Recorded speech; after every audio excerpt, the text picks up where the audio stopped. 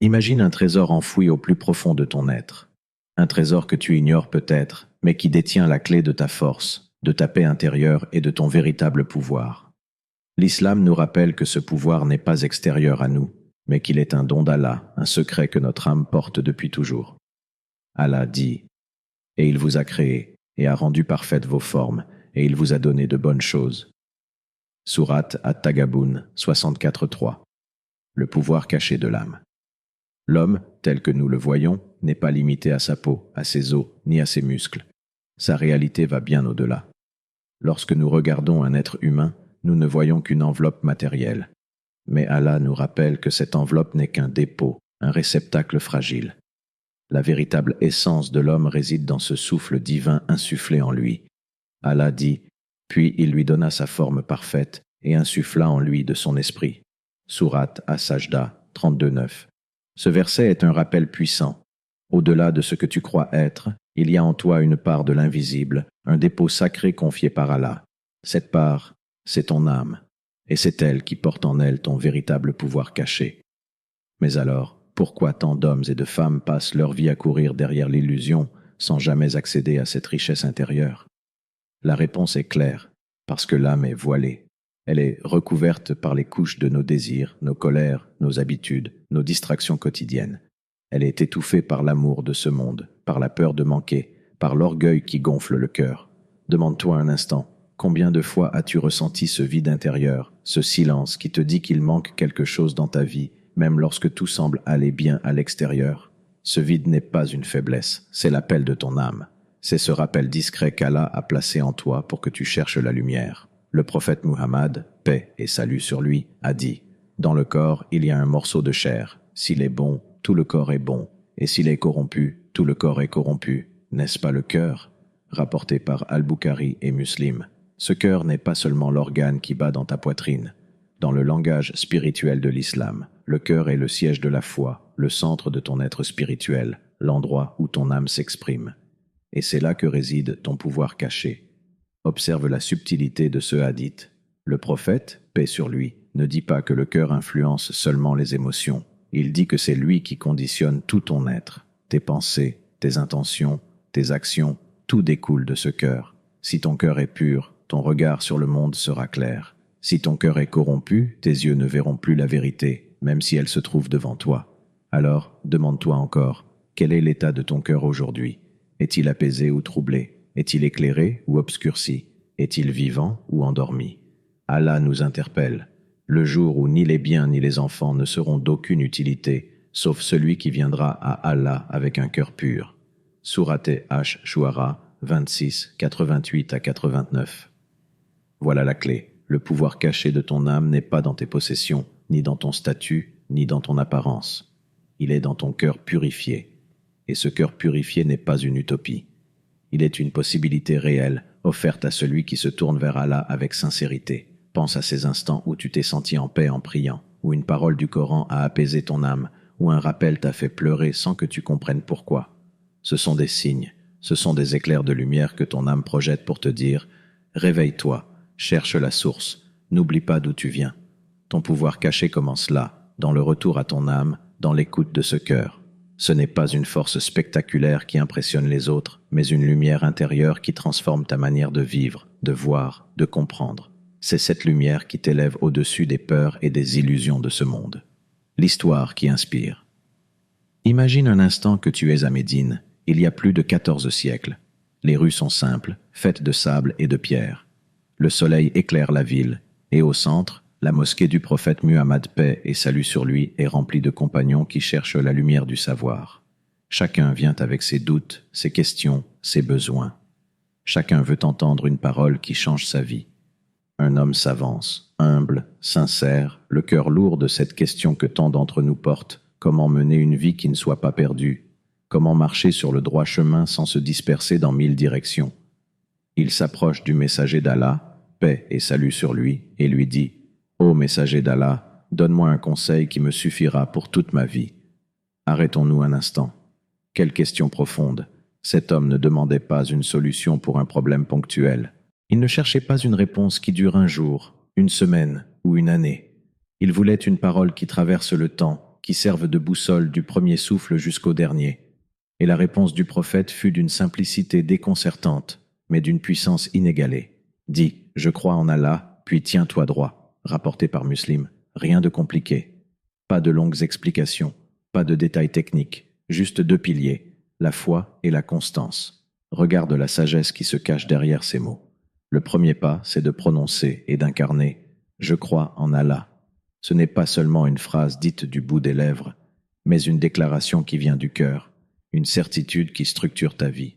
C'est reconnaître que ton existence n'est pas le fruit du hasard, que ton souffle a un sens, que tu appartiens à celui qui t'a créé.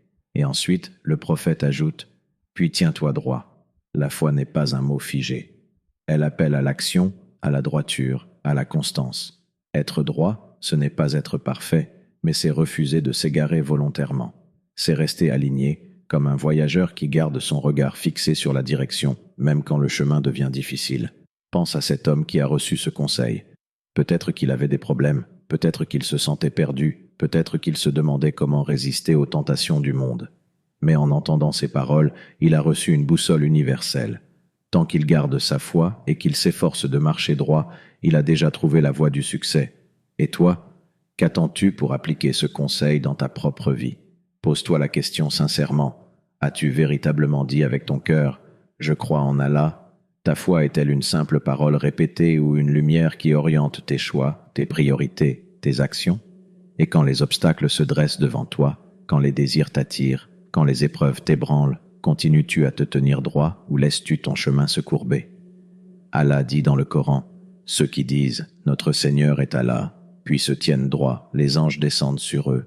N'ayez pas peur et ne soyez pas attristés. Réjouissez-vous plutôt de la bonne nouvelle du paradis qui vous était promis. » Sourate Fussila 41-30. Ce verset est l'écho direct de ce hadith. Il montre que cette droiture n'est pas un simple effort individuel. C'est un chemin accompagné par la miséricorde d'Allah, entouré de sa protection et de ses anges. Alors imagine, si cet homme a trouvé sa direction grâce à ces mots, pourquoi pas toi? Pourquoi ne pas prendre aujourd'hui ce même conseil comme règle de vie, comme si le prophète, paix sur lui, te le disait à toi directement? Les versets qui réveillent. Il existe dans le Coran des versets qui ne se contentent pas de nous informer, mais qui frappent directement au cœur. Des versets qui, lorsqu'on les écoute attentivement, agissent comme une secousse intérieure, réveillant en nous une vérité que nous avions peut-être oubliée. Ces versets ne sont pas seulement des mots à lire, mais des clés pour libérer ce pouvoir caché que nous portons. Écoute ce rappel. Nous sommes plus proches de lui que sa veine jugulaire. Sourate Kaf 56. Arrête-toi un instant sur cette image. La veine jugulaire est l'un des points les plus sensibles et les plus vitaux du corps humain. Elle transporte le sang qui nourrit ton cerveau, ton cœur, ta vie entière. Sans elle, ton existence ne tiendrait pas une seconde. Et Allah nous dit qu'il est encore plus proche de nous que cela. Cela veut dire qu'il n'est pas lointain, pas absent, pas seulement au-dessus des cieux, mais aussi intimement lié à chaque instant de notre vie. Il connaît tes pensées les plus discrètes, tes blessures les plus secrètes, tes espoirs les plus silencieux. Ce verset est un rappel bouleversant, tu n'es jamais seul. Même quand tu crois que personne ne voit ta douleur, Allah est là, plus proche de toi que ton souffle. Mais cette proximité n'est pas seulement une consolation, c'est aussi une responsabilité. Comment peux-tu prétendre que personne ne sait ce que tu caches dans ton cœur alors que ton Seigneur est plus proche de toi que toi-même? Cela t'invite à purifier ton intention, à être sincère, à cesser de jouer des rôles pour plaire aux hommes, car Allah est déjà témoin de ton essence véritable. Puis vient ce second rappel, tout aussi puissant. Quiconque place sa confiance en Allah, il lui suffit. Sourate At-Talaq 65.3. As-tu déjà pensé à ce que signifie « il lui suffit » Cela veut dire que face à la peur, face aux menaces, face à l'incertitude, si ton cœur se repose sur Allah, tu n'as plus besoin de t'accrocher à des sécurités fragiles, ni à l'argent, ni au statut social, ni aux promesses des hommes. Ta confiance devient une citadelle. Réfléchis à cela. Combien de fois dans ta vie as-tu été paralysé par l'inquiétude, par la peur de perdre quelque chose ou quelqu'un? Combien de fois as-tu cherché la sécurité dans des moyens matériels pour découvrir que rien n'était vraiment stable? Ce verset est une libération. Il t'enseigne que la sécurité absolue ne réside pas dans ce que tu contrôles, mais dans celui qui contrôle toute chose. Et ce n'est pas une promesse vague. Allah répète à plusieurs reprises dans le Coran que celui qui lui fait confiance trouve des issues insoupçonnées. Juste avant ce verset, Allah dit « Et quiconque craint Allah il lui donne une issue favorable et lui accorde ses dons par des voies qu'il n'imaginait pas. Sourate At-Talaq 65:2-3. C'est comme si Allah nous disait « Arrête de t'épuiser à tout prévoir, à tout contrôler. Détends ton cœur. Mets ta confiance en moi, et je te montrerai des chemins que tu ne voyais pas. » Ces versets sont des réveils. Ils brisent l'illusion que tu es seul à porter ton fardeau. Ils t'appellent à lever la tête, à respirer, à déposer ton inquiétude dans les mains de ton Seigneur. Alors, laisse-moi te poser quelques questions. Que signifie pour toi la proximité d'Allah si tu vis encore comme si tu étais abandonné? Que signifie la confiance en Allah si chaque épreuve te fait croire que tout est perdu? N'est-ce pas le moment de vivre ces versets, non pas seulement de les réciter, mais de les incarner? L'appel à la réflexion. Alors, arrêtons le flot des mots. Oublie quelques instants ce qui t'entoure et concentre-toi uniquement sur toi-même. Pas sur les autres, pas sur ce que tu aimerais être, mais sur ce que tu es réellement aujourd'hui. Car c'est là que commence toute transformation. Demande-toi sincèrement, qu'est-ce qui te retient encore d'écouter cette voix intérieure? Tu la connais, cette voix, celle qui s'élève parfois au milieu du silence de la nuit, quand ton cœur te rappelle que tu n'es pas en paix. Celle qui chuchote après une prière, quand tu sens un élan de sincérité. Celle qui te parle dans les moments de solitude, quand tu comprends que tout ce que tu poursuis ne t'a pas donné la tranquillité que tu recherches. Alors pourquoi continues-tu à l'ignorer? Est-ce la peur du changement? Est-ce la crainte de perdre ce à quoi tu t'accroches? Ou peut-être as-tu laissé les bruits du monde étouffer ce rappel précieux? Pose-toi une autre question. Quelle chaîne as-tu laissé t'empêcher d'avancer? Il y a des chaînes visibles, comme les habitudes destructrices, les dépendances, les erreurs répétées.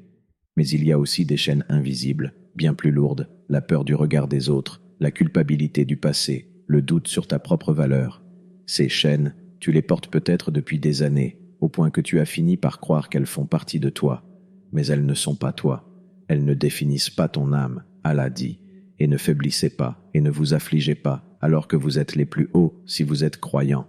Sourate Al-Imran 339. Ces chaînes ne sont pas là pour durer. Elles ne tiennent que parce que tu les laisses peser sur ton cœur. Maintenant, imagine ceci. Que se passerait-il si, pendant seulement 3 jours, tu décidais de purifier ton cœur? Pas une année, pas une vie entière, juste 3 jours. 3 jours où tu poses tes distractions de côté, où tu prends le temps de méditer sur quelques versets, où tu fais sincèrement des invocations, où tu confies à Allah tes peurs les plus profondes. Crois-tu vraiment que rien ne changerait? 3 jours peuvent suffire à briser une habitude. 3 jours peuvent suffire à ouvrir une brèche de lumière dans un cœur qui s'était assombri. 3 jours peuvent te donner un aperçu de ce que signifie réellement vivre avec Allah comme compagnon proche. Alors, pourquoi repousser encore? Pourquoi attendre un signe extérieur, alors que le Coran est déjà devant toi, que les rappels te sont déjà parvenus, que ton cœur te parle déjà? Allah dit, « Et quand mes serviteurs t'interrogent sur moi, alors je suis tout proche. Je réponds à l'appel de celui qui m'invoque quand il m'invoque. » Sourate Al-Baqarah 286. Si tu savais à quel point Allah t'attend, à quel point il est prêt à répondre à ton appel, tu n'hésiterais plus. Tu comprendrais que les barrières ne viennent pas de lui, mais de toi. Alors réfléchis encore. Combien de temps vas-tu rester prisonnier de tes excuses? Combien de fois vas-tu repousser le moment d'écouter ton cœur? Quand accepteras-tu de goûter à cette proximité qui t'est promise? L'appel à la réflexion n'est pas une belle idée théorique, c'est une urgence. C'est ton âme qui frappe à la porte et qui te demande « Quand me libéreras-tu enfin ?» Ces paroles du Coran ne sont pas destinées à rester dans les pages d'un livre. Elles sont là pour réveiller ton âme, pour t'apprendre que ton pouvoir caché n'est pas dans la force brute, mais dans la conscience de la présence d'Allah et dans l'abandon confiant à sa volonté. Ton pouvoir caché est déjà en toi. C'est la lumière de la foi, l'énergie de la sincérité et la paix de la proximité avec Allah. Mais il attend que tu le réveilles. Ne laisse pas ce message passer sans l'avoir gravé dans ton cœur. Écoute, médite et pratique, car ce n'est pas seulement un rappel, c'est une clé qui peut transformer ton âme et illuminer ta vie. En vérité, c'est par l'évocation d'Allah que se tranquillisent les cœurs. Sourate Ar-Ra'd 13-28.